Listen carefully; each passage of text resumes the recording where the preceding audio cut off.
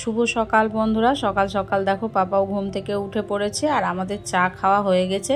তো মাম্মা পাপা দুজনেই উঠে পড়েছে, তোদেরকে দুজনকে ব্রাশ করিয়ে দিলাম, তারপর স্নান করিয়ে দিয়েছি। এখন একটু চুলটা চিরুনি করে দিয়ে তারপর ওদেরকে সকালের জল খাবার খাওয়াবো। তো সকালের জল খাবারে বানিয়েছি আলু সেদ্ধ, ডিম সেদ্ধ, ভাত।